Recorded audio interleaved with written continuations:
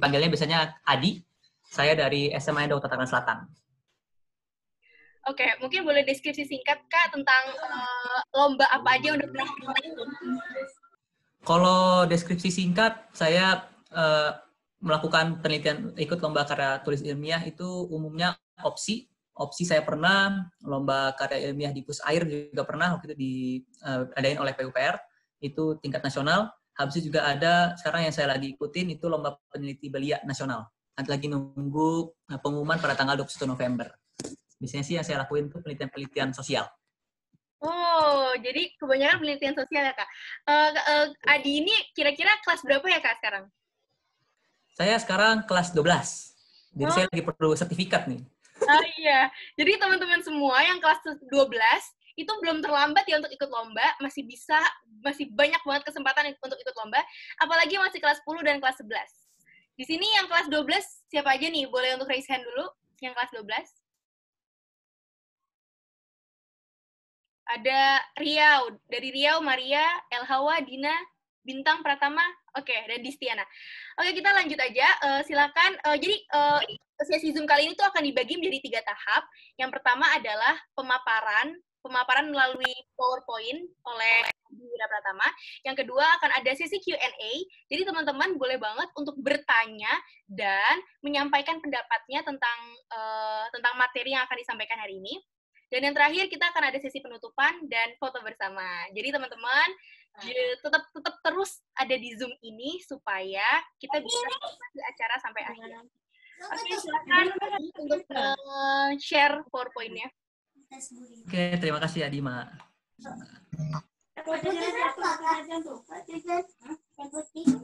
Apakah sudah terlihat PPT-nya oleh semuanya?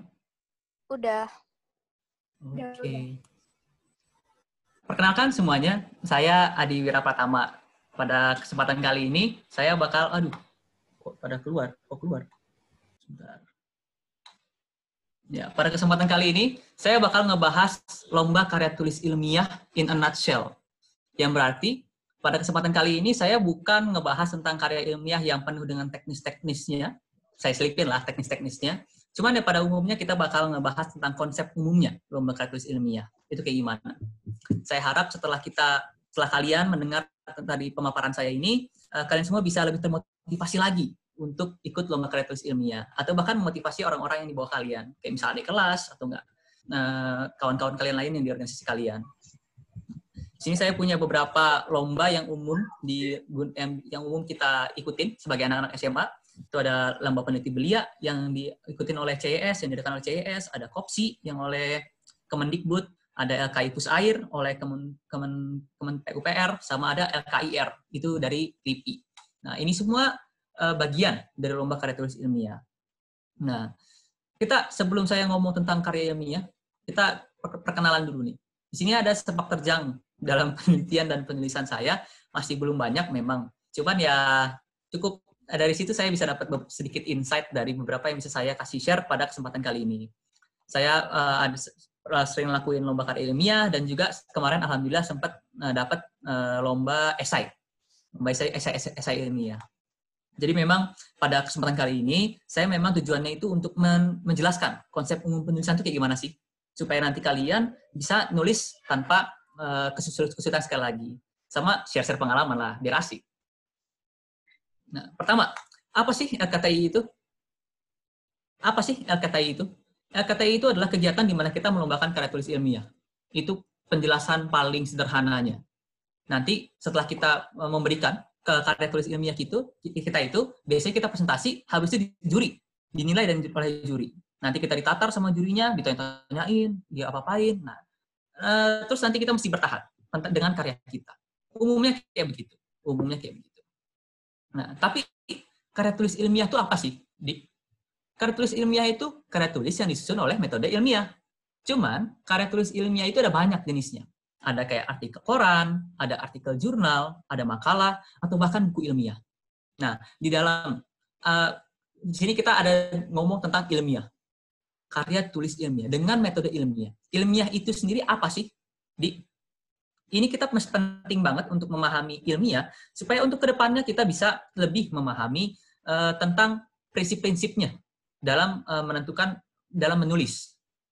Di sini ada beberapa prinsip-prinsip ilmiah, yaitu pertama adalah objektif, di mana kita melihat apa adanya, logis, bisa diterima oleh akal sehat. Ada empiris yang berarti berasal dari pengamatan kita sendiri, sudah pernah dilakukan. Ada sistematis, konsisten, dan juga profesional.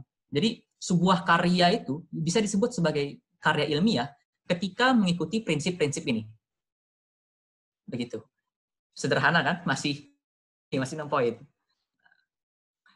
Dalam kesempatan kali ini, dari banyaknya tuh jenis karya ilmiah yang telah saya sampaikan, yang saya fokus di sini adalah jenis makalah. Kenapa jenis makalah?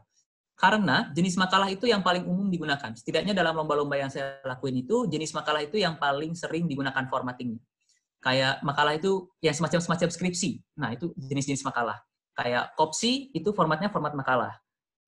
LKI Pusair, itu formatnya format makalah. Yang saya tahu pakai formatnya jurnal, yang kayak artikel gitu, jurnal, itu cuman CES, LPB, Lomba Peneliti Belia. Sehingga pada kesempatan kali ini, saya cuma fokus pada yang paling umum, yaitu bentuk makalah.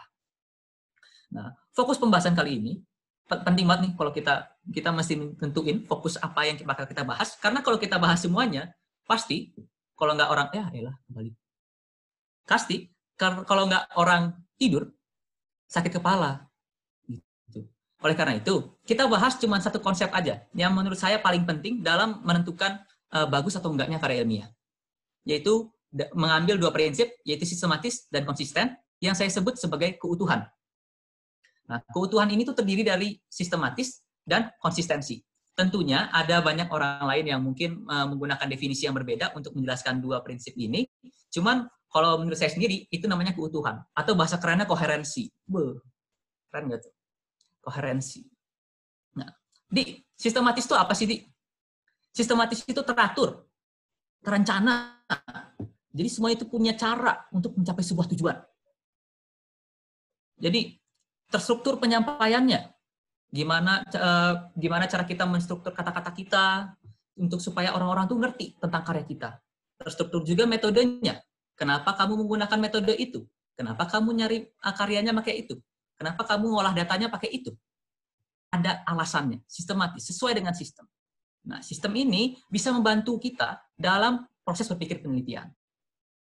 Nah, sistematika yang saya omongin ini, apa sih pada praktisnya? Sistematis ini yang biasanya kita dapat dari panduan. Di sini ada salah satu panduan dari opsi 2020. Itu terdiri dari judul, abstrak, pendahuluan, tujuan pustaka, metodologi, hasil dan pembahasan, kesimpulan dan saran. Inilah yang disebut sistem. Semua punya tatanannya, punya tatakan, berurutan.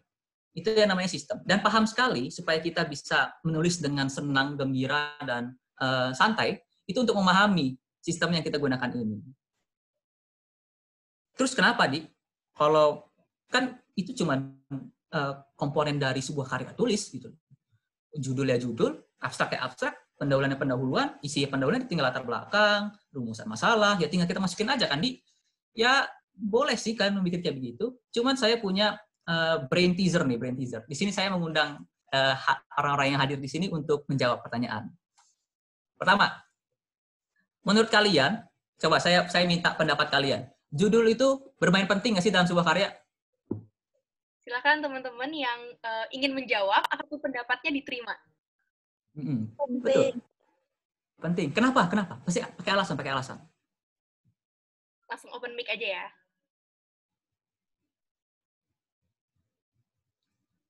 Kenapa judul itu penting?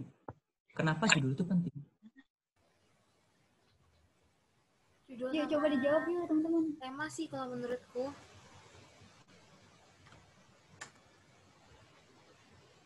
Tema ya? Oh, karena tema. Iya. Oke, boleh. Ada jawaban yang lain nggak? Saya pengen mengundang. Ada nih dari Revelina. Penting karena judul mencakup semua dari isi teks. Oke, bagus. Itu makin mendekati. Oke, karena kalau gitu ya berarti gampang dong untuk nentuin fungsi judul. Boleh ada yang kasih tahu saya fungsi dari judul itu apa? Selain memberi nama dari karya kita tulis kita itu apa? Ada yang boleh kasih tahu? Siapa? Ayo teman-teman, fungsi dari judul nih apa ya kira-kira? Penting, Kak, karena judul itu menentukan kemana arahnya teks atau karya yang akan kita tulis. Oke, cakep. Ada yang lagi nggak? Fungsi judul kalau menurut saya dia kayak buat ngasih gambaran gitu dari gambaran luas tentang karya tulisnya gitu. Oke, cakep. Oke, itu udah bagus semua. Sekarang kita punya pertanyaan lagi nih. Apakah ada hubungan antara judul dengan bab-bab yang ada? Ada. Kayak gimana hubungannya? Ini bukan pilihan ganda ya, esai. Ini uraian. Nah.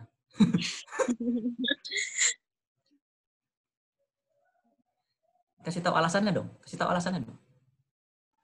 Kan kita untuk memahami sistematika itu sendiri. Oke, kita skip. Lanjut. Bagaimana tiap bab itu mempengaruhi bab yang lainnya? Ada yang bisa jawab atau enggak?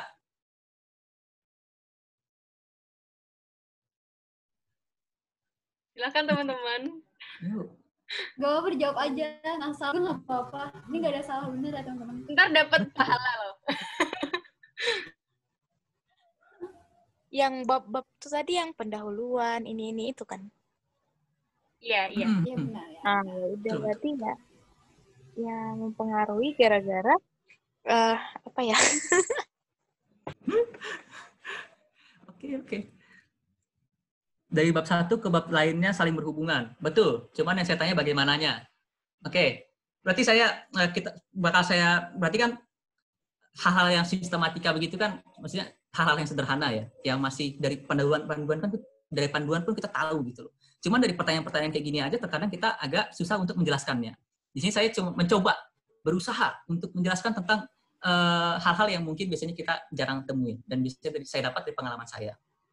Pertama, yang paling penting dari pengaruh judul itu adalah menentukan scope dari penelitian. Berarti tadi udah benar tuh.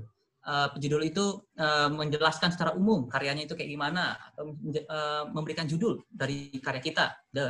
Tapi yang menurut saya paling penting, judul itu menentukan scope dari penelitian. Dari judul, kita bisa tahu penelitian itu tentang apa, metodenya kayak gimana, bab 2-nya kayak gimana, kemungkinan sifatnya kayak gimana. Itu dari judul kita bisa tahu. Di sini saya punya contoh yang aplikatif. Di sini kita mulai teknis sedikit lah ya. Di sini saya kasih tips and tricks juga nih. Kalau kalian melakukan penelitian, saya punya saran untuk mulai dari judul. Kenapa mulai dari judul? Kita ambil contoh di sini adalah pengaruh pasca erupsi Gunung Merapi terhadap perekonomian masyarakat sekitar dan industri pariwisata. Dari sini kita bisa tahu nih, untuk membuat bab 2-nya yang umumnya itu berisi teori-teori, kita bisa ngambil kira-kira teori-teori apa aja sih yang kita perlukan, kita ambil dari judul. Berarti teori-teori yang kita perlukan adalah gimana sih erupsi Gunung Merapi, bagaimana keadaannya, bagaimana riset-riset sebelumnya, bagaimana sih perekonomian masyarakat di Gunung Merapi, apakah ada penelitian-penelitian sebelumnya yang udah ngebahas tentang itu. Habis itu juga bagaimana juga industri pariwisata masyarakat setelah erupsi Gunung Merapi, saat di sekitar Gunung Merapi. Nah, kalau kita udah tahu teori-teori dari variabel-variabel yang kita teliti, nanti penulisan kita jauh lebih gampang. Itu kalau menurut saya, meneliti itu, karya ilmiah itu paling enak kalau mulai dari judul. Karena kalau udah dapat judul, kalau judulnya keren, kita udah semangat gitu kan buat ngetik, dan bisa ngebantu kita dalam melakukan kayak gini. Dan juga kalau kita mau ngambil dari sesi teknisnya, dari judul itu kita bisa tahu metode dari penelitiannya. Umumnya, kalau kita ngebahas itu data yang digunakan itu biasanya kuantitatif. Biasanya kita pakai statistik yang keren lah. Kita bisa tahu itu dari judul. Kalau nanti penelitiannya kita bersifat deskriptif atau kayak cari tahu dengan sampel yang sedikit gitu dari judul, kita bisa tahu begitu. Itulah pentingnya judul. Jadi mempengaruhinya itu emang langsung ke babnya itu masing-masing. Jadi kalau judul udah bener, ya itu udah 10% lah kerjaan kelar begitu. Nah, di sini saya juga menyebutkan hubungan antar bab. Perlu disadarin bahwa bab-bab dalam karya ilmiah itu membantu menjelaskan alur pikir peneliti. Kenapa kita perlu pendahuluan dulu? Kenapa kita masih teori? Kenapa kita perlu teori? Itu kenapa? Karena dalam karya ilmiah itu emang menjelaskan gimana sih dari penulis ini, gimana cara dia dapat kesimpulan. Makanya dia dari runut, dari awal.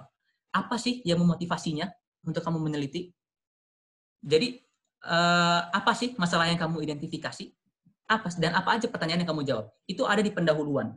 Jadi sebelum orang masuk ke dalam teorinya, masuk ke dalam statistiknya, orang-orang tuh udah paham kenapa kamu lakuin itu. Gitu. Jadi kalau kamu ngebuat sebuah bab, pastiin pertanyaan-pertanyaan ini itu udah terjawab di dalam karyamu itu. Nggak perlu nanti pas di presentasi kamu baru ditanyain kenapa kamu motivasi penelitian ini? Kenapa kamu melakukan penelitian ini? Baru kaget. Pastikan pertanyaan-pertanyaan yang umum yang kita dapat itu udah ada dalam karya. Dengan begitu nanti saya jelasin lagi tentang keuntungan-keuntungan dari memahami sistematika ini. Habis itu teori itu apa sih isinya di bab 2 itu? Teori ini kan kajian pustaka ya biasanya. Di dalam bab 2 di kajian pustaka. Penelitian ini tuh asumsinya apa aja? Habis itu definisi-definisi variabelnya itu apa aja? Menurut orang-orang terdahulu itu kayak gimana? Yang barang-barang yang kalian maksud itu definisinya apa? Itu dijelaskan dalam kajian teori. Nah, semua jawaban itu, semua pertanyaan yang sederhana kayak gini, udah dijawab dalam karya kalian. Siapa yang teliti, kapan dan di mana, diolah di mana, itu dijelaskan. Nah, sekarang saya punya pertanyaan. Tadi kan udah ada tuh yang udah pernah ikut lomba karya ilmiah kan ya? Coba saya pengen nanya. Dari bab mana yang paling susah dalam karya ilmiah? Bab 1, bab 2, bab 3, bab 4, atau bab 5? Saya pengen nanya. Yang tadi udah pernah ikut lomba. Atau semuanya boleh? Menurut kalian, bab mana yang paling susah? Coba dijawab teman-teman. Bab apa ya yang paling susah dalam penulisan karya ilmiah? Bab mana yang paling susah?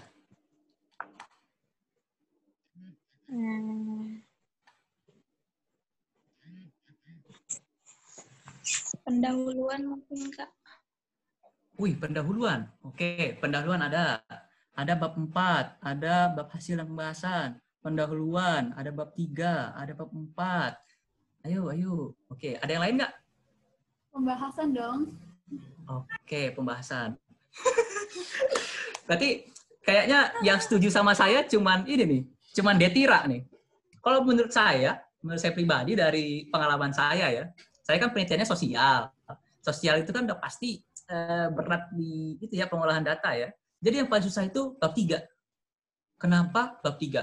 Coba kalau kalian ke Gramedia, pasti yang kalian lihat itu bukan cara menulis pembahasan. Yang kalian baca, yang kalian lihat itu buku yang dijual, itu metodologi penelitian. Yang berarti bab 3. Bukan bab 4, bukan bab 5, bukan bab 1, bukan bab 2. Kenapa? Karena kalau udah kita udah dapat bab 3-nya, itu udah gampang ke depannya. Itu udah tinggal eksekusi.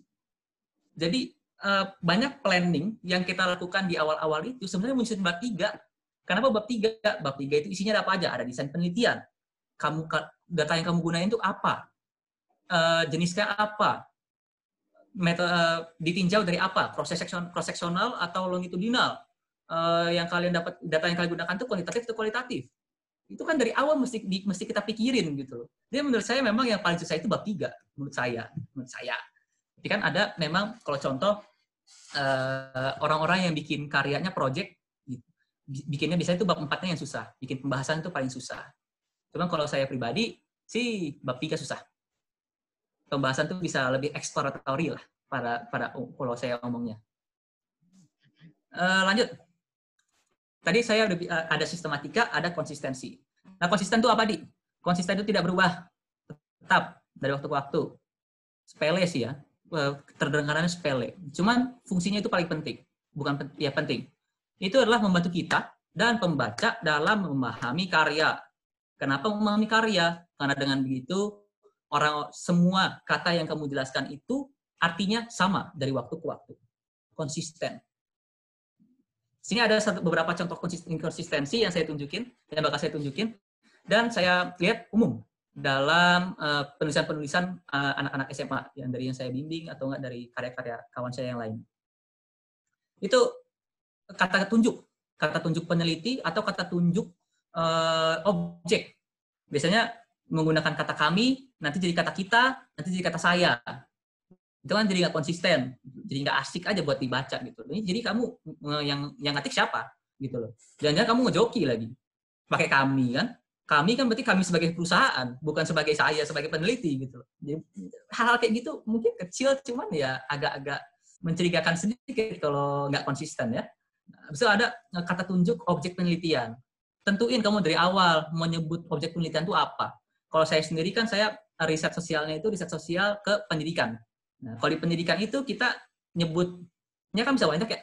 Bisa murid, bisa siswa, bisa siswi, bisa peserta didik. Nah, biasanya saya ketukar-tukar tuh. Di bab 1 saya bilangnya murid, di bab ketiga saya bilangnya peserta didik. Nah, sering itu saya ganti-ganti. Atau kemarin tuh saya punya cerita lucu tuh. Dari LPB Nasional kan saya bikin karyanya itu kan dalam bahasa Inggris kan. Nah, dalam bahasa Inggris, riset-riset saya yang sebelumnya itu pakai bahasa Indonesia. Nah, kalau di bahasa Inggris, itu kan kalau penulisnya lebih dari 3, itu makanya et al. Nah, sedangkan waktu itu saya, karena masih pakai brain mode-nya bahasa Indonesia, saya tulisnya DKK. Jadi dalam sebuah tulisan bahasa Inggris, tiba-tiba dalam kutipannya kok ada dan kawan-kawan. Nah, begitu bisa dimitigasi. Tapi yang paling penting, dan menurut saya yang paling banyak di overlook oleh banyak anak SMA adalah kekonsistenan jumlah rumusan, tujuan, dan kesimpulan. Nah, ini sendiri saya sering pernah salah waktu itu dulu di 2019 akhir tahun, itu ketika jumlah rumusan masalah, tujuan, dan kesimpulan itu nggak sinkron. Apa yang saya maksud di sini adalah, ya kamu neliti itu dari awal sampai akhir ya sama aja rumusan masalahnya. Tujuannya itu apa? Ya itu mesti sama dari awal. Gitu. Kalau rumusan masalah cuma 2, ya di kesimpulannya ya tetap 2 gitu jawabannya. Jangan sampai kamu nanyanya 2 rumusan masalahnya, tiba-tiba dapat kesimpulan 3. Dari mana gitu? Apakah itu bisa dijustifikasi? Banyak pertanyaan-pertanyaan yang kayak gitu nanti bisa muncul oleh juri-juri. Atau bahkan lebih parah lagi, rumusan masalah cuma 2 tapi kesimpulan cuma 1. Lah, berarti ada yang tidak terjawab dong. Nah, itu bisa berbahaya. Nah, kalau menurut saya sendiri, kalau suatu karya itu utuh, yang berarti konsisten, dan juga sistematis, sesederhana apapun metode yang kamu gunakan, pasti karyamu tetap bernilai tinggi. Maksud saya kenapa sesederhana pun metode kamu yang kamu gunakan adalah kamu boleh pakai metode penelitian yang relatif sederhana, misal dari kuesioner cuma kamu rata-ratain. Kita cuma mencari tahu dari skala Likert itu, di sini saya terlalu teknis tapi nggak apa-apa, oke. Dari skala Likert itu kita bikin rata-rata kan, dari rata-rata itu kita definisikan. Nggak perlu kita lakuin regresi sederhana, nggak perlu kita lakuin regresi berganda atau uji statistik. Itu nggak perlu sebenarnya. Selama suatu karya itu utuh, pasti bisa memberikan nilai yang tinggi. Dan biasanya itu yang dicari oleh lomba-lomba. Buktinya, tapi saya nggak bisa bilang ini bukti sih ya.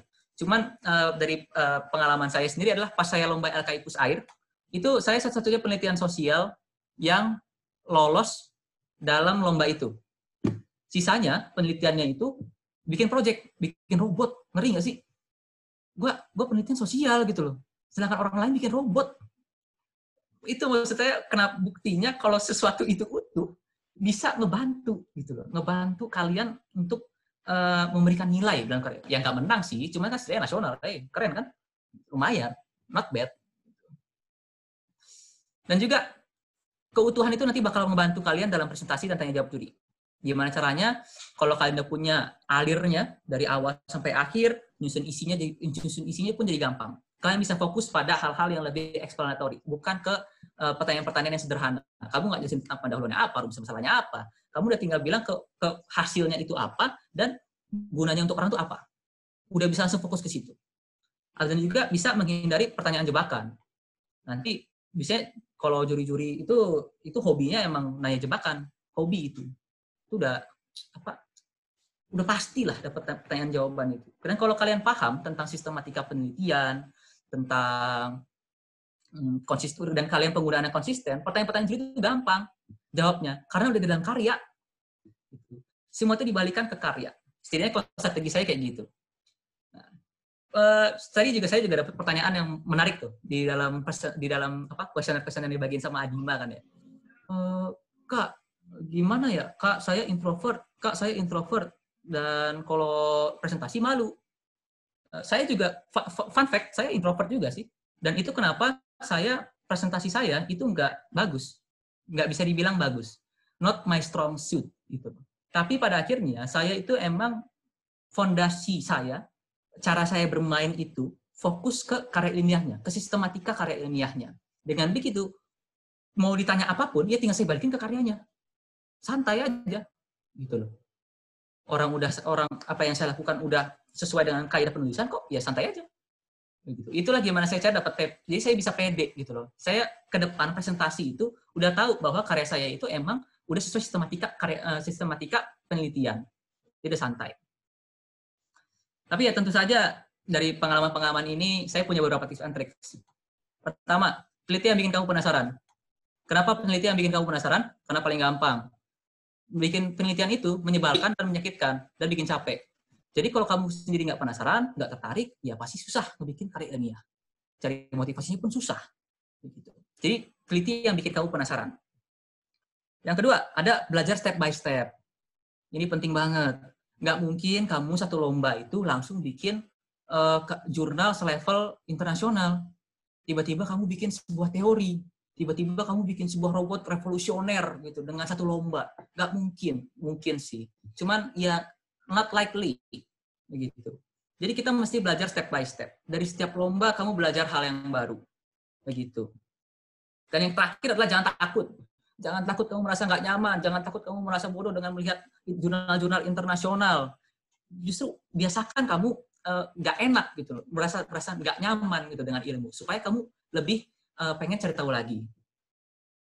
Dan ini juga ada bingung, kalau kalian merasa bingung tentang meneliti apa, teliti hal yang baru dan ada urgensinya. Dan yang pasti, telitinya yang belum diteliti. Gitu. Karena kalau kata Albert Einstein, ini maksudnya quote-nya udah overused banget ya, cuman ini poinnya bagus banget. If we knew what it was we were doing, it would not be called research, would it? Itu pada dasarnya menjelaskan 90% proses penelitian gitu. Awalnya kita nggak tahu, tiba-tiba kita tahu. Dan itu the fun point-nya tuh di situ. Sebagai penutup, ada beberapa manfaat pribadi dan manfaat yang menurut saya kita bisa dapat dari penulisan lomba karya tulis ilmiah. Pertama, melatih berpikir kritis. Jelas lah ya. Dari karya ilmiah itu menuntut kita untuk untuk menggunakan pola pikir yang objektif, empiris, hal-hal kayak gitu udah pasti membuat kita lebih berpikir, lebih kritis itu, apapun dipertanyakan. Habis itu ada melatih mencari ide. Ini penting banget melatih mencari ide ini karena banyak orang yang idenya itu bagus gitu loh. Idenya itu bisa end world hunger gitu, keren banget gitu loh. Cuman kalau nggak bisa direlasikan, ya sama aja bohong nggak sih? Dan karya ilmiah itu membantu saya pribadi, secara pribadi, itu untuk mencari ide-ide yang memang bisa saya lakukan. Nah, dengan begitu, ide-ide yang memang yang bisa saya teliti, itu memang udah dalam kapabilitas saya, dan insya Allah mampu memberikan manfaat pada banyak orang. Itu kenapa saya demen penelitian sosial. Habis itu, yang paling praktis itu ya buat latihan skripsi. Saya sendiri punya kawan, saya punya kawan. Nah, punya kawan itu dia udah lolos SNM kan, SBM, dia kedokteran, namanya sensor. Nah, dia itu sempat bilang ke saya, katanya seharusnya pas SMA dulu dia ikut penulisan, karena memang pas kuliah itu saya dengar itu kerjaannya ya ngetik, laporan. Kalau kalian udah dari awal udah bikin LKTI, udah emannya karya tulis ilmiah, ya udah relatif gampang lah, insya Allah. Gitu. Tapi yang paling penting LKTI itu kece, quirky, menarik dan berguna. Nggak semua orang bisa lakukan karya tulis ilmiah. Jadi memang kece lah pokoknya, kece, paling asik. Jadi biasakan melakukan LKTI, membuat karya tulis dan ikut lomba-lomba. Dan saya punya tadi ada yang kelewat, nggak saya masukin dalam PPT, itu adalah yang membangun public speaking lah, itu paling gampang. Karena kita nggak dituntut untuk bikin ide doang, nggak mencari solusi dan bikin ide doang, tapi dituntut untuk mempresentasikannya juga, membuat orang lain paham dengan karya kita, begitu. Kalau motivasi saya sendiri sih, kata ini sudah sangat membantu dalam pengembangan karakter saya ya, dan menurut saya ada motivasi yang ya homemade lah. Itu adalah Anda gagal bukan saat Anda kalah dalam satu hal, Anda gagal ketika Anda berhenti berjalan ke depan. Gitu. Entah kenapa menurut itu yang terlintas dalam pikiran saya setelah saya hidup 17 tahun.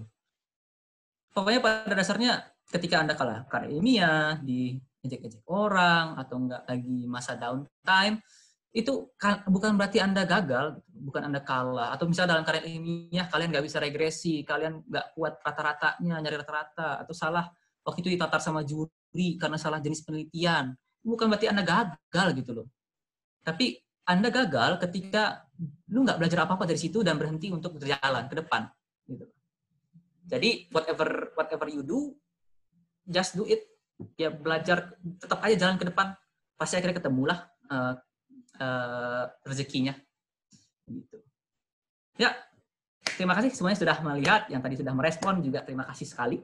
Sekian dari saya. Wassalamualaikum warahmatullahi wabarakatuh. Kalau ada pertanyaan, boleh. Saya kembalikan kepada moderator. Wah, terima kasih banyak nih pemaparan dari Adi. Jadi, quotes-nya tadi bagus banget ya, teman-teman. Kalian gagal, atau Anda gagal bukan karena Anda kalah, tapi gagal karena berhenti berjalan ke depan. Nah, dari pemaparan tadi, teman-teman boleh banget untuk bertanya tentang teknis penulisan, atau ingin cerita pengalaman mengikuti lomba karya tulis ilmiah, atau mau curhat bingung mencari ide dalam menulis karya tulis ilmiah tuh kayak gimana. Atau mungkin yang udah pernah start untuk lomba karya tulis ilmiah tapi berhenti di tengah jalan, mungkin ada yang kayak gitu juga, boleh untuk langsung open mic ya teman-teman. Kak, saya mau bertanya. Iya, boleh banget. Saya mau bertanya tentang public speaking tadi, kan katanya kakaknya juga kan introvert. Nah, itu bagaimana cara mengatasi kegugupan ketika berpresentasi? Oh iya, kan, perkenalkan kamu nama siapa dan dari mana? Nama saya Rifki dari Lamongan. Oke, Rifki, boleh dilanjutkan pertanyaannya? Sudah Kak tadi. Ulang lagi dah. Kalau kan alasan seseorang itu gugup itu beda-beda ya masing-masing. Tapi kalau menurut saya kita tuh gugup, ragu ketika kita nggak yakin dengan hasil kita gitu loh. Kalau menurut saya ya, setidaknya kalau saya pribadi kayak begitu. Cara saya menjustifikasi untuk supaya saya itu nggak gugup di depan panggung adalah ya usahakan ya banting tulang aja dalam karya kamu itu. Bikin karya itu nggak ada bolong mungkin gitu. Bikin suatu karya yang susah untuk diserang gitu. Jadi dengan begitu, ketika kamu berjalan ke depan panggung, di depan juri-juri, itu kamu pede gitu. Karena memang kamu sudah paham namanya penelitian gitu loh. Penelitian itu susah banget untuk dibuktikan salah. Itu maksudnya itu key point. Karena penelitian berdasarkan pendapat orang-orang ahli juga kan. Ya bukan nggak ngapain grogi gitu. Kalau saya sih kayak begitu. Saya sendiri kan juga introvert ya. Kalau ya bikin strategi sendiri lah. Kalau saya, kalau lu pakai lu aja ya. Kalau lu pernah lihat gua presentasi, itu ngomongnya kayak apaan? Kayak naskah, nggak bohong dah. Udah jalan, udah goyang-goyang. Cuman pada akhirnya hal kayak gitu itu ya emang harus dihadapi gitu loh. Saya sendiri pede dengan karya saya sendiri gitu. Jadi kalau emang ada pertanyaan, lah orang saya dapat dari teori ini kok, orang saya dapat teori dari ini kok, jadi nggak ada ruang untuk diserang gitu loh. Dan kalau saya nggak punya ruang untuk diserang, ya apa yang gugup? Begitu. Semoga terjawab. Oh, jadi yang penting tuh percaya diri ya? Betul. Nah, iya gitu ya. Apakah terjawab, Rifki? Ya, Kak, terjawab. Makasih. Oke, ini dari 62 orang di sini, ada yang mau open mic lagi? Tapi di chat ada pertanyaan nih, aku bacain aja ya. Dari Palu, Yulia Wijayanti. Maaf Kak, belum bisa open mic. Kak, saya jadi terinspirasi untuk memulai menulis karya tulis ilmiah. Cuma bingung mau mulainya dari mana. Itu kira-kira langkah apa ya yang harus saya tempuh pertama? Terima kasih, Kak. Silahkan. Langkah apa yang harus ditempuh pertama? Kalau belajar dari pengalaman saya pribadi, nyemplung aja. Menurut saya ya. Saya asumsikan kamu belum pernah ikut lomba LKTI, saya asumsikan ya. Ya gimana cara supaya bisa mulai berani menulis? Ya nyemplung. Coba bikin suatu karya. Fokusnya itu bukan membuat sebuah karya yang benar, buat sebuah karya yang jadi. Jadi nggak perlu runut dulu deh. Kita nggak perlu bikin runut. Yang penting itu kamu bikin dulu bab 1, bab 2, bab 3, bab 4-nya, bab 5-nya ada deh isinya gimana. Terus nanti kamu ikutin lomba. Dari ikutin lomba udah pasti dong disikat sama juri dong. Nah, disikat dari juri itu nanti kamu bisa belajar dari situ. Atau nggak usah ke juri dulu deh. Kalau ke juri itu kan kadang-kadang orang-orang jadi malas ya, jadi capek gitu, jadi minder misal. Misal ke teman dulu deh, ke teman atau nggak guru pembimbing. Kasih dulu, nanti dapat feedback kan. Nah, dapat feedback. Nah, dari feedback itu nanti kita jadi modal untuk membangun kita lagi. Gitu. Bikin ikut untuk bisa memproduksi sebuah karya yang tulis ilmiah itu ya memang perlu ups and down. Gak mungkin langsung seperti saya bilang, gak mungkin instan gitu. Karena terlalu luas. Susah banget. Ya, semoga terjawab. Oke, jadi yang penting kita bikin karya yang jadi dulu ya. Nggak harus runut, yang penting udah jadi gitu ya teman-teman. Nah, ini ada pertanyaan dari Revelina. Revelina mungkin mau open mic untuk bertanya langsung. Silakan Revelina.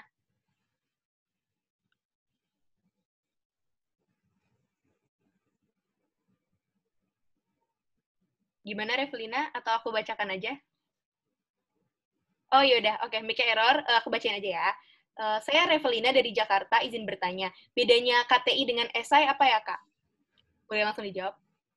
Terima kasih Revalina atas pertanyaannya. Itu pertanyaan yang sangat bagus ya. Bedanya esai sama KTI itu apa? Kalau menurut saya, sangat berbeda. Kalau KTI itu tujuannya itu memang benar-benar fokus untuk mencapaikan ide kamu, penemuan kamu. Sifatnya laporan. Karya tulis itu sifatnya laporan. Sedangkan kalau esai, kamu itu mencoba meyakinkan kepada orang bahwa ide kamu itu benar. Bahwa ide kamu itu kece, keren. Gitu. Kalau dalam karya tulis ilmiah, kamu nggak membuktikan bahwa kamu itu benar, kamu cuma melaporkan. Gitu. Kamu melaporkan bahwa berdasarkan metode-metode yang saya gunakan, ini benar. Sedangkan kalau esai, nggak cukup untuk menunjukkan bahwa itu benar gitu. Cuman kita masih mempersuasikan juga, dan audiensnya itu bisa lebih luas. Jadi kita bahasanya nggak perlu bahasa buku, boleh bahasa yang semi informal juga boleh. Tapi sih kalau menurut saya yang paling berbeda dari KTI sama esai itu presentasinya, itu jauh beda. Dari feelingnya, atmosfernya itu jauh beda. Esai itu cenderung lebih santai. Cuman ya namanya lomba ya kompetitif juga gitu. Yang menurut saya yang paling beda sih cuma itu doang. Dari gaya penulisan yang lebih lugas, yang lebih santai, dan presentasinya juga lebih santai. Begitu. Itu perbedaannya. Oke, kita lanjut ya. Ada pertanyaan. Oh ya, ini ada yang raise hand. Mungkin yang raise hand mau langsung open mic. Midun, BP Midun, silahkan untuk open mic.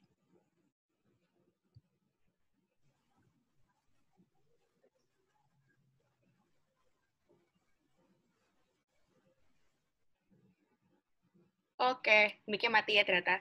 Oh ya, kita lanjut pertanyaan aja ya. Dari El Hawa. Izin bertanya, Kak, saya bingung menentukan judul yang tepat. Silahkan untuk dijawab. Kan saya tadi udah bilang ya, kalau cara menentukan judul yang tepat.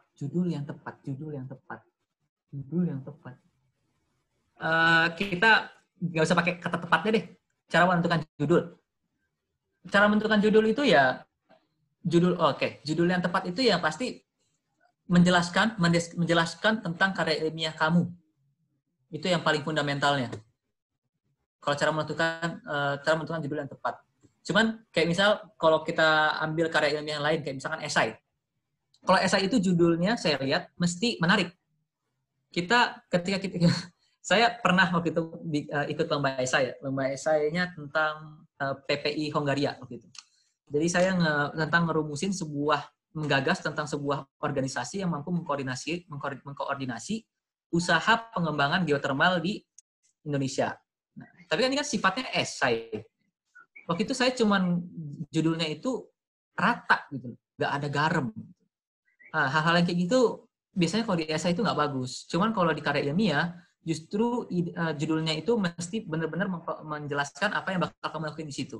Kayak contoh judul yang tepat itu yang kayak yang tadi saya kasih contoh. Itu bukan karya saya, cuma itu dari karya orang lain, dari skripsi orang. Saya lihat. Jadi judul yang tepat itu ya kayak begitu. Menjelaskan secara jelas. Gitu. Nggak perlu penjelasan, nggak perlu pertanyaan lebih lanjut tentang apa yang bakal kamu lakukan dalam penelitian itu. Begitu. Oke. Lanjut, ada pertanyaan yang nyambung nih dengan jawaban sebelumnya. Saya ingin bertanya dari Abigail Tangsel. Saya ingin bertanya pengalaman saya dalam membuat karya ilmiah, walaupun sudah memilih tema yang saya sangat tertarik, pasti ada waktu dimana saya burn out. Dari pengalaman kakak, cara mencegah terjadinya burnout gimana ya kak?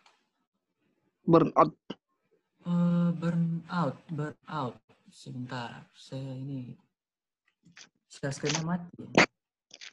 Burnout. Kalau saya sendiri sih, kalau berhadapan dengan burnout ya, nggak saya apa-apain sih. Pada akhirnya, yang namanya burnout itu pasti bisa dilaluin, kalau menurut saya, dari pengalaman saya ya. Melelahkan, menyakitkan, cuma pada akhirnya itu bakal dilewatin. Jadi, fokus aja, fokus berjalan ke depan. Cara mengatasinya ya udah, tidur, ngopi, ya tergantung pribadi masing-masing. Kalau saya sendiri sih ngopi. Biasanya kalau burnout, ngopi, tidur, udah selesai. Biasanya sehat, langsung sehat. Kayak begitu. Oke. Oh iya, ini menarik banget penjelasannya, karena sampai ada yang chat saya, chat DM Instagram terjago.id ingin bertanya. Ada juga yang chat melalui WhatsApp. Ini pertanyaannya ya. Tunggu sebentar. Dari Rizka Priyanti, bagaimana sih cara memilih ide penelitian yang kiranya tidak menyulitkan di metodologi nanti? Tentunya berdasarkan prestasi yang Kak diraih kan di tahun 2020. Ini agak sulit buat dilakukan percobaan praktikum yang harus keluar rumah. Terus tauku ada surat yang harus disetujui oleh lembaga penelitian sebelum melakukan sebuah penelitian. Lalu bagaimana cara mengurusi hal itu? Saya kemarin salah satu peserta KOPSI 2020 gagal karena kurang data, karena metodologi yang kurang matang. Tadi kan pertanyaannya gimana cara milih sebuah ide yang supaya nggak nyelutin metodologi, ya kan? Yang nggak terlalu susah buat milih metodologinya. Gimana cara milih idenya? Kalau menurut saya, sesuatu itu susah karena kita nggak paham. Itu poin pentingnya. Cara kita milihnya adalah ya kita lihat keadaan sekitar. Kalau kita contoh ya, LPB nasional. Saya LPB nasional. Saya cuma bisa melakukan penelitian sosial. Saya belum punya skill set untuk melakukan statistik yang keren. Gitu. Saya cuma modal SPSS dan modal nekat. Jadi pada akhirnya apa yang bisa saya lakukan? Pertama, apa yang saya tertarik? Tadi kan saya udah bilang kan, pilih ide itu yang paling kamu tertarik supaya kamu mau belajar. Gitu. Saya tertarik tentang apa? Psikologi. Saya psikologi tentang psikologi apa? Saya carilah riset-riset di luar di Google. Ada yang ngebahas tentang nomofobia, ada yang ngebahas tentang stres. Pada akhirnya saya tertarik nih tentang stres karena saya sendiri stres dari belajar dari kegiatan kita selama pandemi. Ya, akhirnya dengan skill set saya yang punya, kita tanya untuk menentukan ide yang benar, kita tanya dulu, kita mampunya apa? Kita mampunya apa? Dan juga yang kedua, kita mau belajarnya sebanyak apa? Begitu. Itu paling penting. Jadi pada akhirnya dari cerita saya LPB nasional tadi, saya pilih tentang cara mengidentifikasi faktor stres. Begitu. Dengan mengingat bahwa dengan maaf? Mungkin kepencet mic-nya. Oke. Dengan mengingat bahwa kemampuan saya terbatas, saya masih anak SMA, saya cuma modal SPSS, ya sesuaikan saja apa yang bisa kamu lakukan. Nah, dan untuk melakukan itu kita perlu banyak pengetahuan. Di mana saya dapat pengetahuannya itu? Dari jurnal, dari karya ilmiah yang lain. Jadi biasakan baca karya ilmiah. Dengan begitu, ide-idenya nanti bisa terlatih untuk mencari ide yang bisa dilakukan dan juga berguna. Begitu. Oke, jadi teman-teman, bagi yang tertarik untuk menulis LKTI, bagaimana cara kita untuk mencari berbagai ide atau inspirasi dari jurnal-jurnal yang ada di Google. Banyak banget. Oke, kita lanjut aja pertanyaan dari dari Aida Rahma, Riau. Halo Kak, saya Aida Rahma Yeni dari Riau. Pengalaman Kakak saat pertama kali presentasi di lomba LKTI, bagaimana ya Kak? Lalu bagaimana mengatasi masalah ketika kita berhenti di tengah jalan? Itu gimana, Kak? Oh, ingat presentasi saya pertama, lucu juga ya. Mungkin boleh dijelaskan pertama kali presentasi di mana, terus kelas berapa saat presentasi, lalu judulnya apa waktu dulu pertama kali? Oke, terima kasih Adima. Pokoknya kalau saya mengingat kembali tentang presentasi pertama saya itu, ya not the best lah ya. Karena kan memang waktu itu saya masih awal-awal, masih muda lah ya, masih muda. Waktu itu saya kelas 11 semester 2.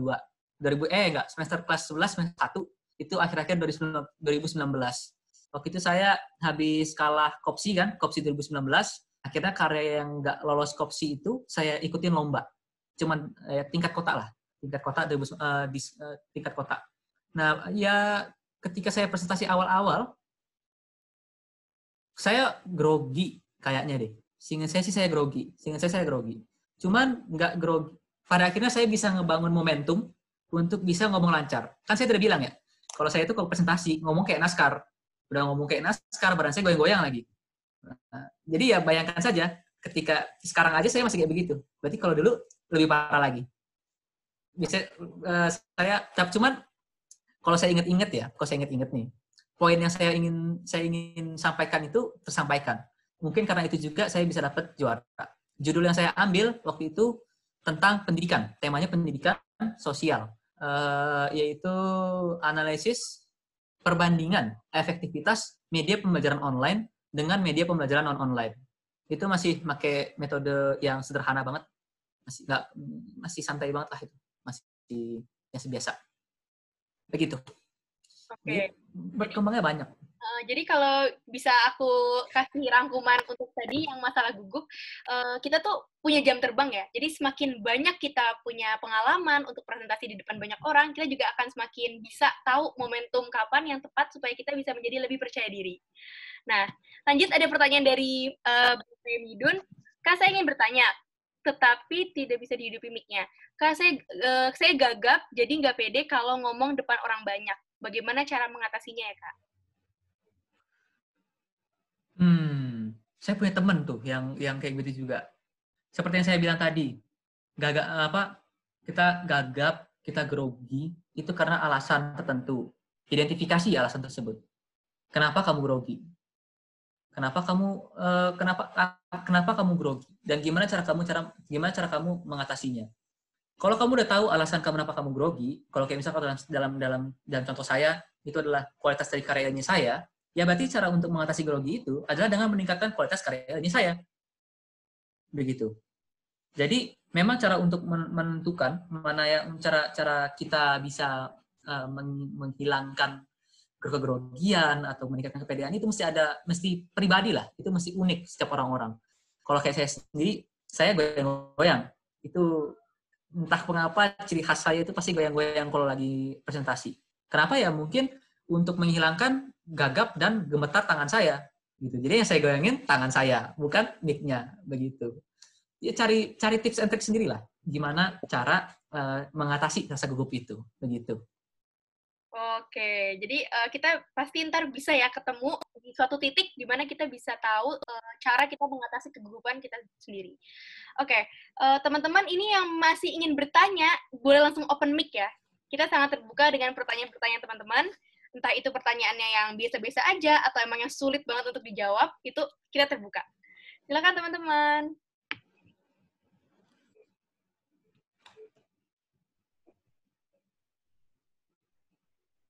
Oke, mungkin aku mau bertanya dikit. Dulu, waktu pertama kali ikut karya tulis ilmiah, apa yang mendorong Kak Adi untuk ikut lomba karya tulis ilmiah? Selain untuk mendapatkan sertifikat dan lain-lain yang tadi disebutkan. Ada nggak? Ada, dipaksa. Oh iya, justru dipaksa ya? Soalnya Begini, kalau menurut saya, kalau kalian di sekolah kalian itu punya ekskul KIR, pasti kalian tahu lah, kalau di KIR itu banyak anggota bayangan, gitu. Jadi pada akhirnya saya disuruh ikut karena obligasi. Karena waktu itu saya mandataris karya ilmiah, mandataris ekskul KIR kan. Ya saya mau nggak mau harus ikut lomba gitu loh. Nah, pada akhirnya karena mindset saya waktu itu adalah saya kan pada akhirnya dipaksa nih untuk ikut. Saya nggak mau rugi, begitu. Pada akhirnya event itulah yang memulai dalam tanda kutip keinginan saya untuk meneliti lebih lanjut. Justru karena saya udah pernah nyemplung nih di karya ilmiahnya di lomba itu pertama kali, saya jadi pengen ikut lomba-lomba yang lainnya. Setelah pada akhirnya saya bisa dapat menang di LKI Pusair, bisa dapat di LPB provinsi, ya kayak gitu. Oh ya, ini adalah beberapa lomba yang bisa diikuti oleh kita anak-anak SMA, SMK maupun MA di seluruh Indonesia. Ini adalah salah satu lombanya ya teman-teman. Kalau teman-teman mau bertanya tentang salah satu lomba yang ada di sini, boleh banget. Oh ya, kita akan menonton video waktu Kak Adi lagi presentasi tentang waktu ikut lomba peneliti belia 2020 ya. Kita lihat sekarang ya teman-teman. Bentar.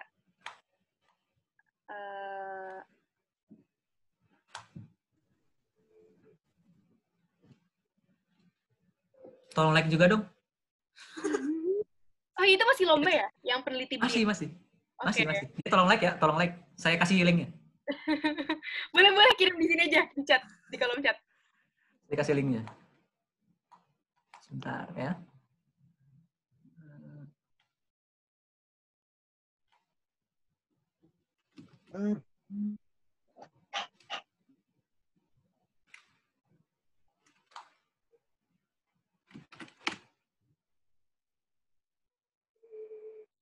Tadi kedengeran nggak teman-teman? Suaranya? Nggak ada suaranya. Oh, nggak ada. Coba kalau ini kedengeran nggak ya? 1, 2, 3. The COVID-19 pandemic has caused major shift in paradigms across multiple disciplines. In order to prevent the spread of the virus, the governments around the world resort to quarantine. This effectively limits people's movement and activities and calls for changes in the way we live in order to adapt to current situations. With the release of Surat Edaran Menteri Pendidikan dan Kebudayaan Nomor 420 on 24 March 2020, all forms of educational activity are to be conducted from a distance. This policy of moving the learning environment from schools to students' home helps assure student safety and hence the needs from home. Yet, school from home implementation has been shown to not have gone smoothly in Indonesia. Literature reviews by Gusti et al. And Purwanto et al. Reported multiple factors school from home implementation among students. Meanwhile, pandemics are not merely proclaimed to develop physical sufferings, but also bring about psychological burden. Oh ya, ini putus-putus nggak teman-teman videonya? Enggak, Kak. Lancar, Kak. Oke, lanjut ya. Mau lanjut atau nggak ada mau putus-putus. pertanyaan dulu nih? Selagi kayak sambil nonton sambil bertanya. Mungkin tentang ini bagian apa ya Kak kalau di sini? Ini tuh namanya bab apa ya? Kalau tentang ada data-data, itu ada di bab apa? Mungkin bisa dijelaskan Kak Adi? Ya. Itu pertanyaan sangat bagus ya. Untuk lomba ini, untuk tentang LPB ini, Lomba Peneliti Belia Nasional, itu strukturnya jurnal. Yang berarti, kalau kalian pernah lihat, kalau kalian sering baca jurnal, itu strukturnya beda banget sama kayak struktur makalah. Dia nggak ada kajian teori, dan dia nggak ada kajian teori. Dia cuma pendahuluan, dari pendahuluan langsung ke metodologi. Pendahuluan, metodologi, hasil, dan pembahasan, langsung kesimpulan. Ya begitu.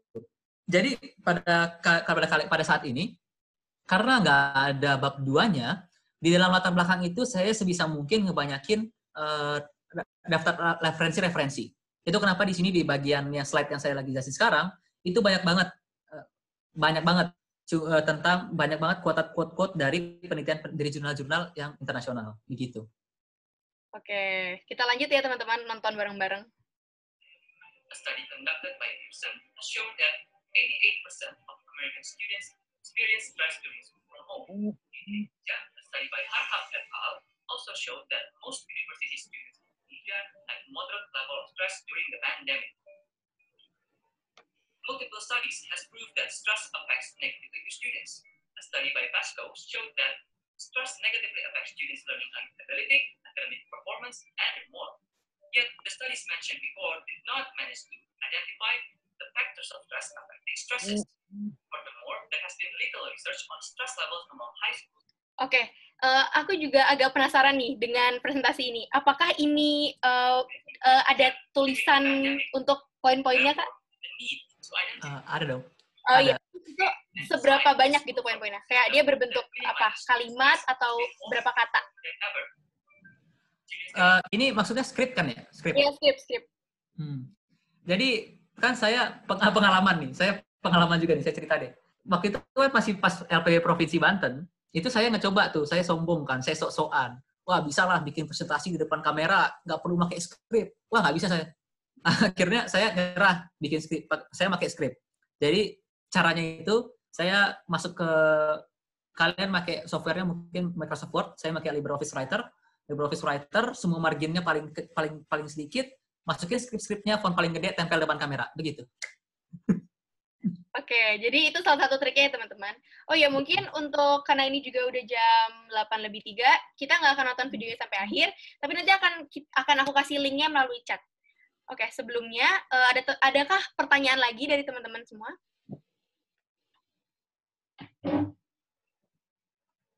Oh ya, sebentar ya teman-teman. Ya, halo Adi.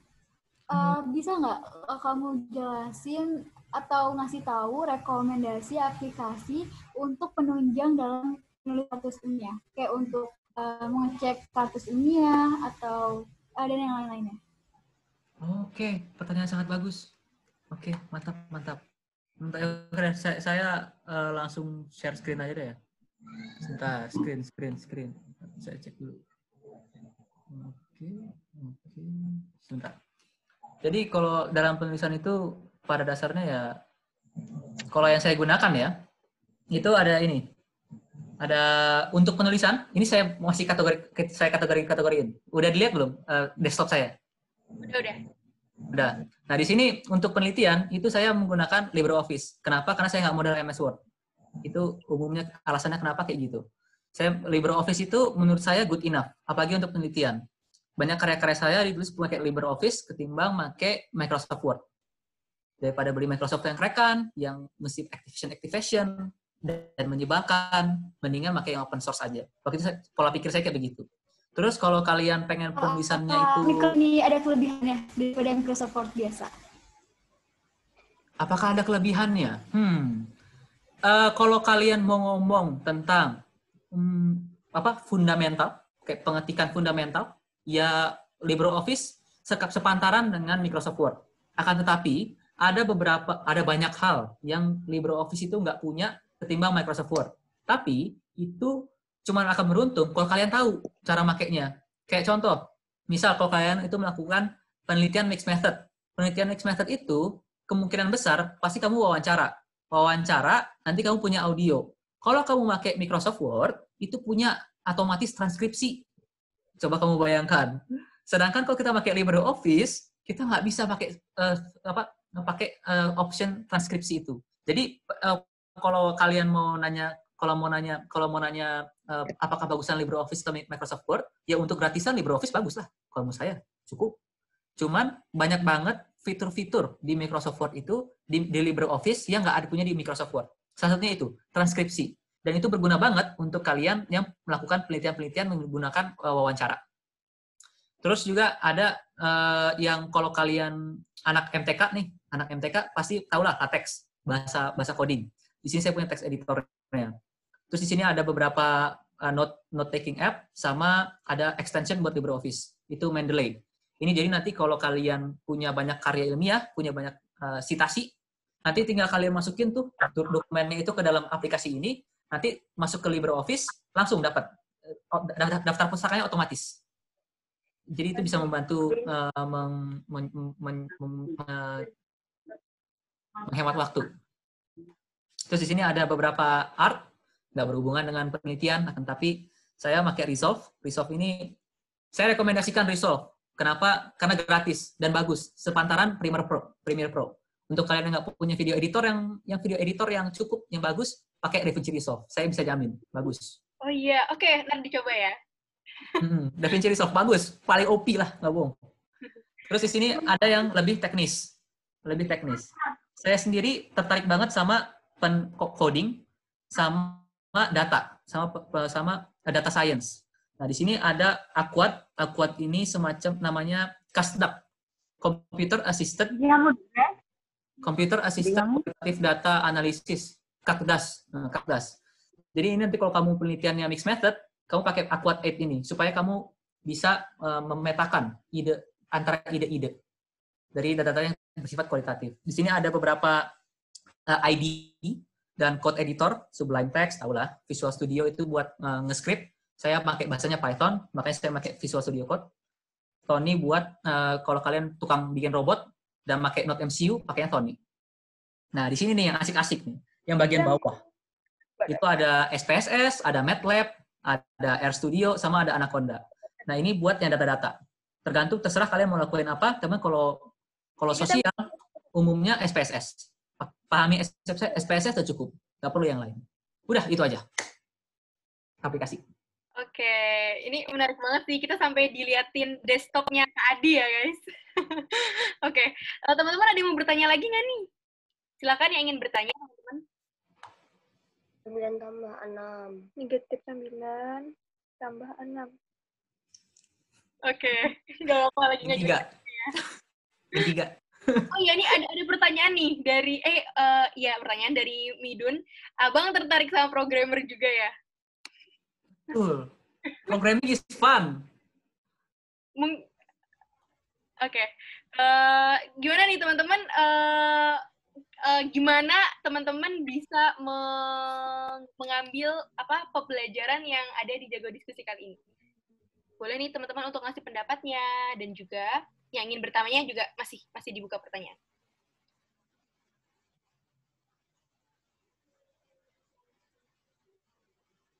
Ini mumpung masih ada kesempatan, teman-teman.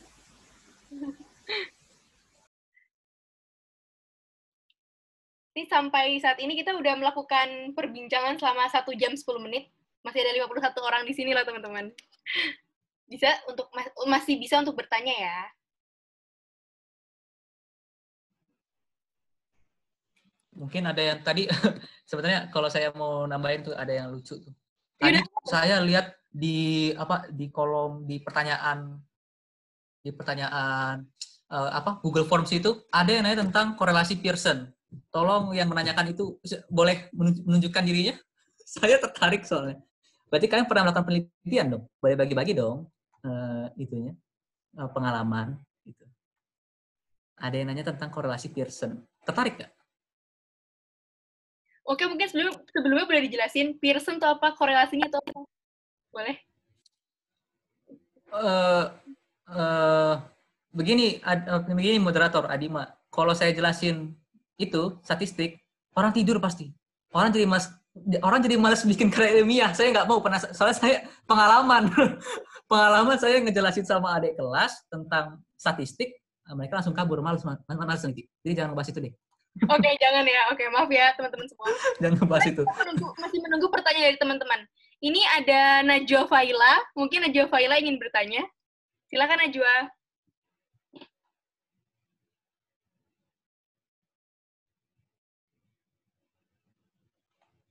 Atau Natania Setiawati juga boleh. Silakan untuk bertanya.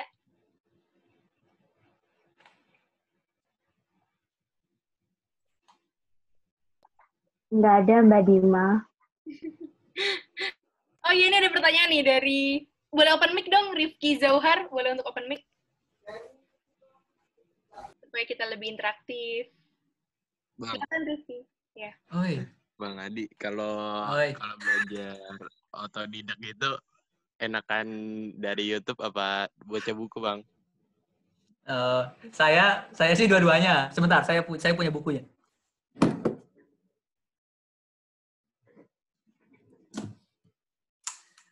Jadi pada dasarnya karir penelitian saya, gila nggak sih? Karir penelitian saya itu ini, kitabnya.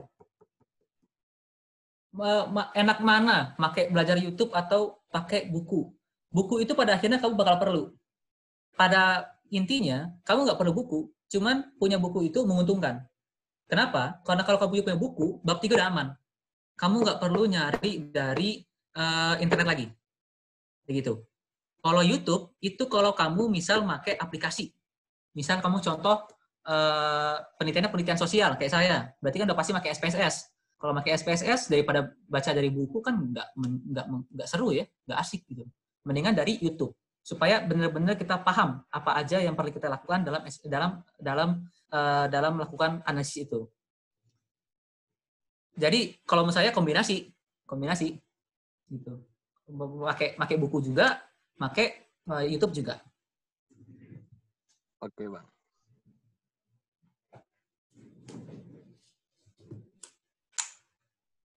Sini saya juga punya rekomendasi nih untuk buku-buku yang belajar SPSS. Ini punya buku SPSS atau enggak metode penelitian yang kayak gini nih, kualitatif, psikologi, ada lah di Gramedia banyak. Oke, Bang. Oke, ini ada juga pertanyaan dari Lulu. Mungkin Lulu boleh untuk open mic. Silakan Lulu.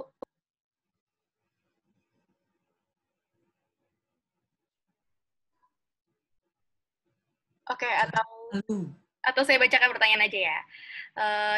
Kak mau tanya dong biar bisa lancar bahasa Inggris tuh gimana sih Kak? Atau mungkin dari kecil udah belajar bahasa Inggris atau gimana nih Kak? Oke, silakan. Sebenarnya nih, kalau saya mau jujur, saya sendiri nggak tahu kenapa saya bisa bahasa Inggris kayak gitu. Akan tapi, saya pernah baca suatu kayak riset itu yang mengatakan bahwa cara kita belajar sebuah bahasa dengan baik itu adalah banyakin input. Banyakin input ini maksudnya adalah perbanyak mendengar, mengkonsumsi konten-konten dari bahasa yang kamu lakukan. Jadi contoh, kalau dari tadi kamu ngelihat video saya, itu kamu bilang bahwa bahasa Inggris saya lumayan.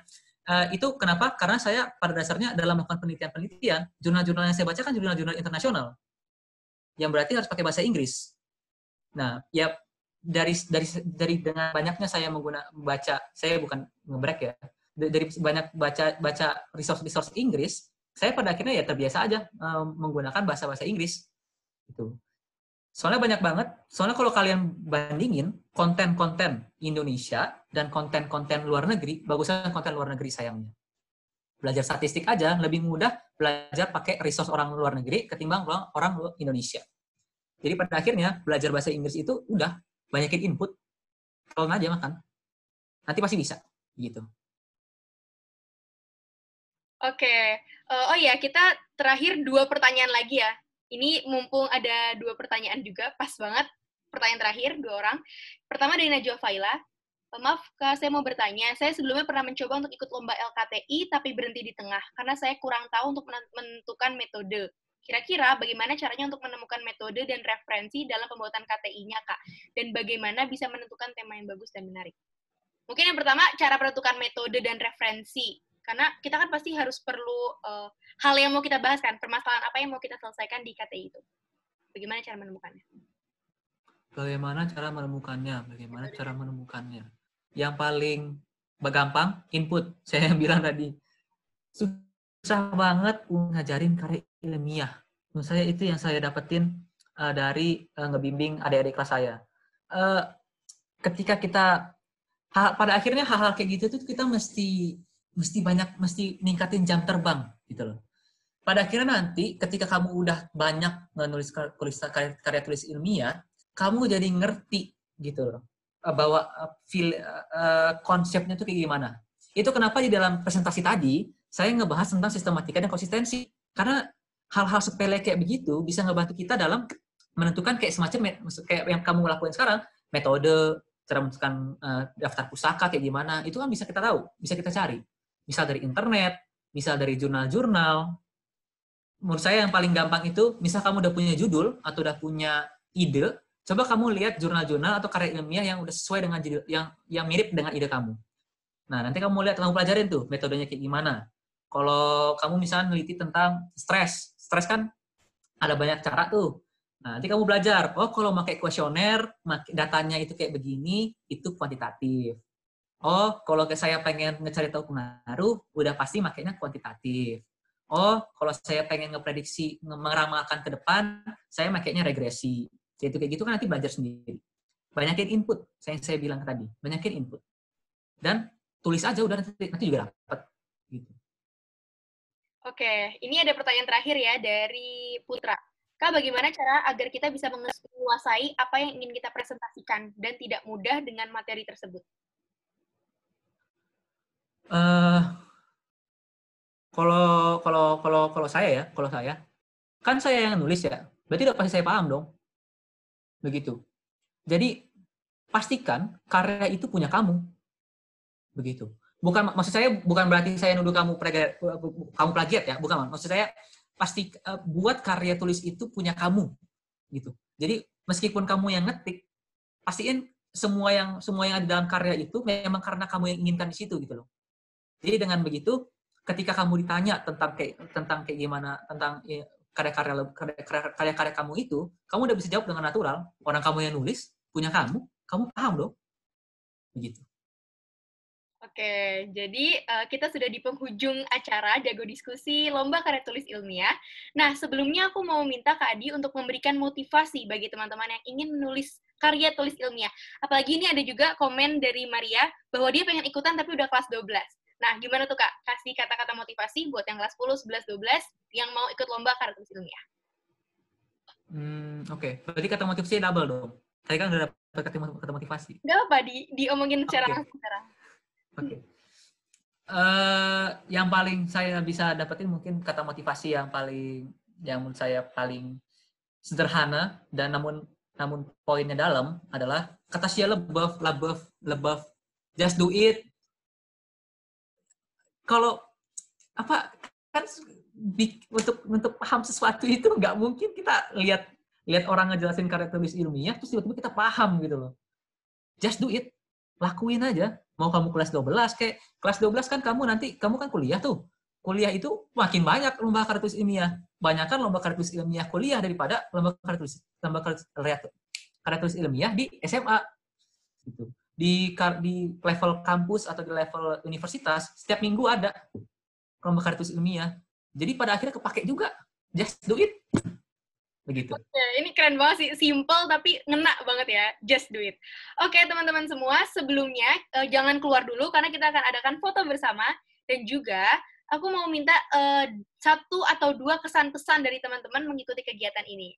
Silakan yang ingin memberikan kesan dan pesannya. Atau kesan aja juga boleh.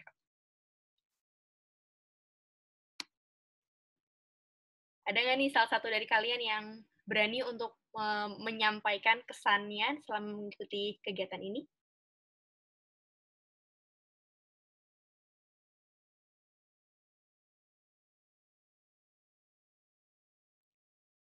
Mungkin Natania mau menyampaikan kesan-pesannya? Atau, oh ya ada nih, semangat Bang tetap berkarya dan berbagi dari Rifki Zauhar.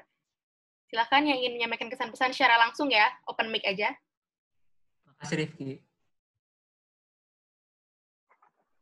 Jadi pertama-tama aku mau bilang terima kasih dulu buat Kak Adi sama Mbak Dima dan juga Kak Ener karena udah ngasih kita kayak wadah juga biar kita bisa termotivasi dalam menggeluti karya tulis ilmiah ini. Terus kayak terima kasih juga karena ilmu-ilmunya. Ya gitu aja sih, kayak pokoknya makasih banget jadi udah bikin aku kepikiran gitu, bikin aku termotivasi biar bisa lebih produktif lagi ke depannya dan bisa memahami lagi apa sih karya tulis itu dan berani mencoba. Oke, makasih banyak. Ya, keren banget kesan-pesannya. Makasih juga buat Kak Adi yang sudah meluangkan waktunya untuk berbagi kepada kita semua. Iya. Oh ya, nih yang mau bertanya lebih lanjut, boleh DM IG-nya ya kan? Boleh DM IG-nya Kak Adi kan? Lain juga boleh. Oh iya, dikasih lainnya loh guys. Silakan guys, langsung aja. Kenalin aja. Plus SS ya guys. Oh ya, ini ada lagi nih mau memberikan kesan-pesan. Mungkin dari yang laki-laki. Silahkan.